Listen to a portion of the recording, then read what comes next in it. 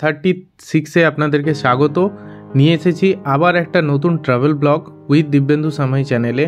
যারা এই চ্যানেলটিকে এখনও সাবস্ক্রাইব করেননি অবশ্যই করে দেবেন। আর শর্টে বলি, যারা এই ভিডিও সিরিজ দেখছেন উড়িষ্যার, এটা আমার 8 ভিডিও। আজ দারিংবাড়ি পুরোটা কভার করে আমরা চলে যাব তপ্তপানি। আজকের ব্লগের মধ্যে কি কি থাকছে সেটা আপনাদেরকে বলে দিই। আমি এখন আছি নেচার পার্কে, তারপরে নেচার পার্ক থেকে আমরা লাঞ্চ করে বেরিয়ে যাব কফি গার্ডেন। কফি গার্ডেন থেকে আমরা যাব রেনবো ওয়াটারফলস। তারপরে ঠিক যেমন পাহাড়ি রাস্তায় জিগজ্যাগ রোডে আমরা উঠেছিলাম সেইভাবে আমরা নেমে যাব আজকে। আর আজকেই আমরা পৌঁছবো তপ্তপানি বুধু ইন্টারন্যাশনাল হোটেল। চলুন আপনাদেরকে দেখাই। দারিংবাড়ির বাটারফ্লাই পার্কও বলে আর নেচার পার্কও বলে। এটা 3 kilometre away from Daringbadi city থেকে। এটা পুরো ফরেস্ট এরিয়ার মধ্যে আছে। এই ফরেস্ট এরিয়ার সারাউন্ডিং চারিদিকে পাহাড় আর মাঝখানে এরকম একটা পার্ক, যেটা অবশ্যই বাচ্চা থেকে আরম্ভ করে যে কোনো এজের লোকের ভালো লাগবে। আর তার সাথে সাথে আছে এখানে বাটারফ্লাই পার্ক, যেটা নন্দনকানন ফার্স্ট, এটা সেকেন্ড। আর এই বাটারফ্লাই পার্কে আপনি 20-30 রকম প্রজাতির পাবেন। আপনি স্প্রিং সিজনে, উইন্টার সিজনে পাবেন।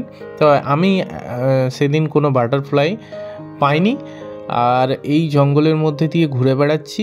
এর মধ্যে আরেকটা জিনিস আছে, মেডিসিন গার্ডেন আছে, যেখানটায় আপনি বিভিন্ন গাছ যেগুলো আমাদের ঔষধি তৈরি করতে লাগে সেগুলো আপনি, তার সাথে একটা পরিচয়, মানে সায়েন্সের সাথে একটা কানেক্টিং এখানে করে দেওয়া হয়েছে, যেটা এডুকেশনাল ভ্রমণ যারা করে মানে খুবই ভালো লাগবে। চলুন দেখাই।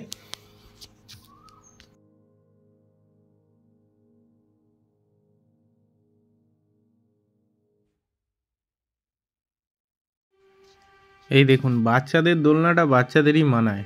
এই মান্তু আর আমার ছেলে দুজনে মিলে উঠে পড়েছে, দোলনা দুলবে। আর তারপরে সেই মান্তুর কি অবস্থা, নামিয়ে দাও করে চিৎকার করছে। আমার ছেলেও তাই, একটু হয়ে গেল খুনসুটি।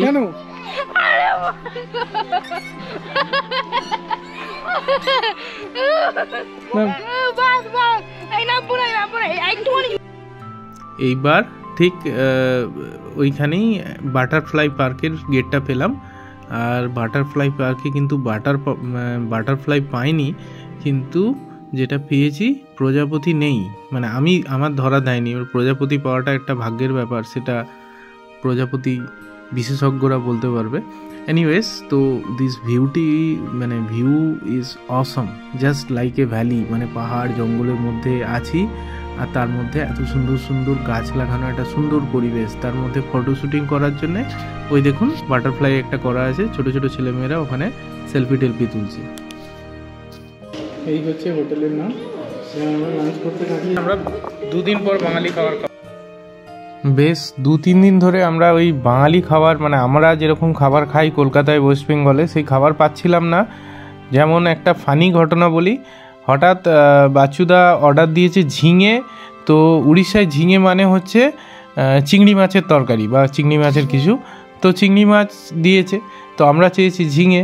তো এরকম একটা মানে অবস্থা হচ্ছিল। যাই হোক, অনেক দিন পর আমরা বাঙালি খাবার পেলাম। তো ওখানে খেলাম, খাবার খেয়ে দিয়ে আমরা চলে এলাম কফি গার্ডেনে। কারণ কফি গার্ডেনেরও এন্ট্রি ফি কিন্তু 10 টাকা। এই কফি গার্ডেনটা অনেক বড় এরিয়া, আর এই বড় এরিয়া নিয়ে কফি গার্ডেন করা আছে। এখানে অ্যাজ কিছু নেই, কিন্তু এই কফি গার্ডেনের আপনি চারিদিকে ঘুরবেন এবং কফি ফলও দেখতে পাবেন। আমি আপনাদেরকে দেখাবো কাঁচা ফল, পাকা ফল। আর এখানে মানে ভালো লাগবে, জঙ্গলের মতো উপরের গাছগুলো মানে ঘিরে রেখেছে, বেশ সুন্দর জায়গা। তারপরে একটা খাওয়ার জায়গা এবং একটা পার্ক টাইপেরও আছে একদম শেষের দিকে। তো চলুন আপনাদেরকে নিয়ে যাই কফি গার্ডেন।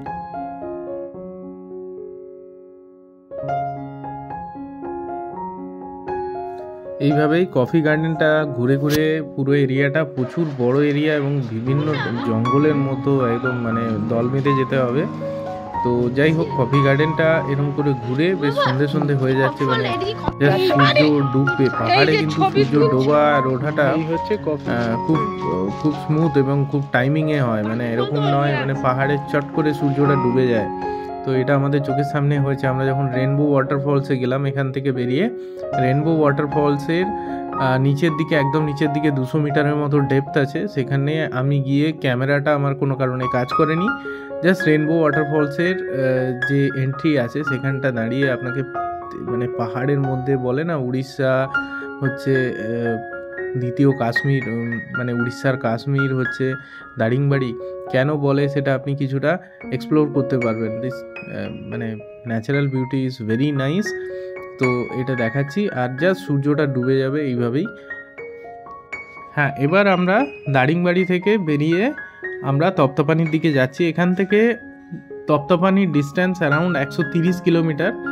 ঠিক যেভাবে পাহাড়ি রাস্তায় জিগজ্যাগ আর চড়াই উতরায় এইভাবে আমরা এসেছিলাম, ঠিক সেইভাবেই আমরা কিন্তু আবার নেমে যাচ্ছি, কখনো ইনক্লাইন, কখনো নিচে নেমে যাওয়া, কখনো সাব টার্ন, যেটা পাহাড়ের সাথে হয়ে থাকে। আর এই রাস্তার ড্রাইভটা অ্যামেজিং। এই আমার ছেলে এটার ভিডিও করেছে, তো হতে পারে একটু সেকি হয়েছে, মানে ও ক্যামেরাটা রাখতে পারছে না যেহেতু জিগজ্যাগ রোড।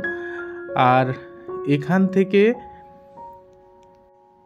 যাওয়ার সময় আমরা একটা জিনিস লক্ষ্য করলাম যে প্রায় 130 কিলোমিটার এরিয়ার এই পাহাড়ি জনপদের মধ্যে মাঝে মাঝে যে জনবসতিগুলো আসছে সেখানে খ্রিস্টান ধর্মাবলম্বী ম্যাক্সিমাম লোক।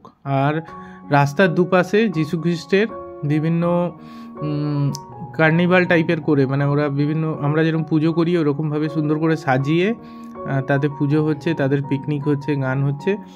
তো এটা আমরা দেখতে দেখতে গোটা রাস্তাতেই পেলাম। তো আমার ধারণা ছিল না যে এখানে এত খ্রিস্টান ধর্মাবলম্বী মানুষ থাকেন।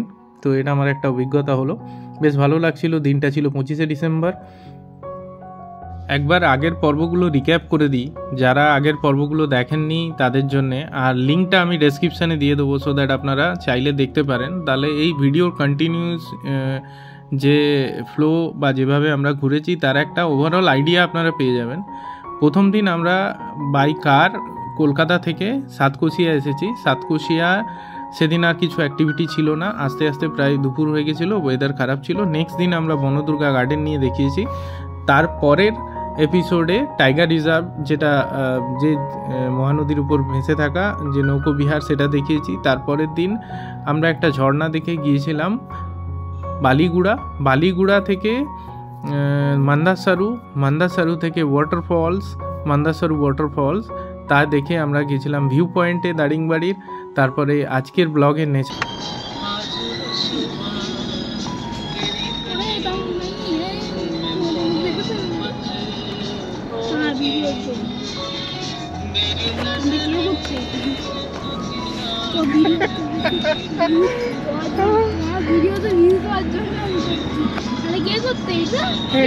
সেটাই তো।